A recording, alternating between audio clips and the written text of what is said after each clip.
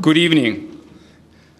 The members of the Security Council expressed grave concern at the announcement by the Houthis to break off talks, to dissolve parliament, and to take over all of Yemen's government institutions. The members of the Security Council called in the strongest terms for all parties, in particular the Houthis, to abide by the Gulf Cooperation Council initiative, the National Dialogue Conference outcomes, and the Peace and Partnership Agreement, which provide for a Yemeni-led democratic transition. The members of the Security Council declare their readiness to take further steps if UN-led negotiations are not immediately resumed. The members of the Security Council reaffirm their commitment to the territorial integrity, unity, and sovereignty of Yemen. The members of the Security Council call for the immediate release of President Hadi, Prime Minister Baha, and members of the Cabinet from house arrest. The members of the Security Council reaffirm their full support for and commitment to the work of the Special Advisor to the Secretary General on Yemen, Jamal Ben Omar, in support of the Yemeni transition process. Thank you. Mr. President, you are talking about further steps in the Council. What do you mean by that? Is there any proposal on the table now? It's a grave situation in Yemen, and the Council will certainly take up the issue in the light of the needs of the evolution of the situation on the ground in order to help the situation and also to achieve a turnaround of the current situation for the country, for the people in Yemen. Is the idea to restore Mr. Hadi to the presidency? Is that the Council's idea, to restore things to what they were before the Houthis took over the presidential palace? The unanimous view of the Council is fully reflected in the press elements that I just read out. Mr. Ambassador, does the Council's statement foresee the possibility of sanctions?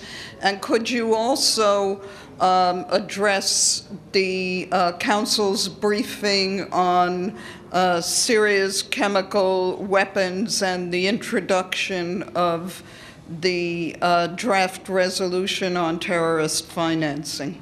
Mm-hmm.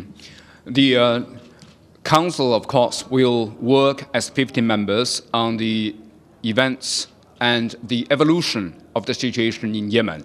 And we certainly will do what the Council deems to be appropriate to do to help with the situation on the ground.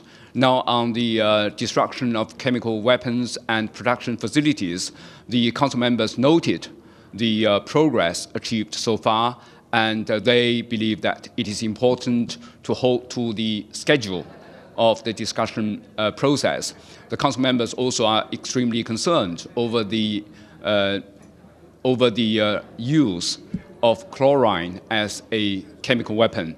The Council, of course, was briefed by a member on the draft resolution against terrorism, and the Council will take up this matter very soon.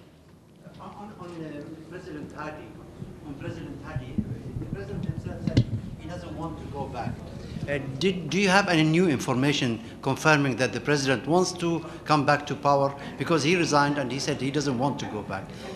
Did you take that into consideration? Mm-hmm. The function of the Security Council is to do what the Charter entrusts the Council to do, and that is to work to ensure that there is peace, stability in the country and in the region, and to make sure that the implementation of the document that I mentioned will go ahead. But of course, the political process, the dialogue in Yemen, they are owned by the people in Yemen. Thank you, Ambassador. One quick follow-up on the chemical weapons. How many facilities so far have been destroyed in Syria? And the second question also on this topic is, was there any discussions on the talks between the Syrian government and the UN on possible joint further investigation of the chlorine use? Thank you so much.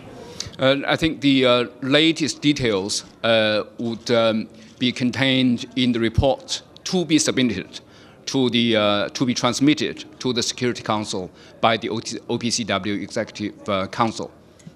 Thank you. Thank you.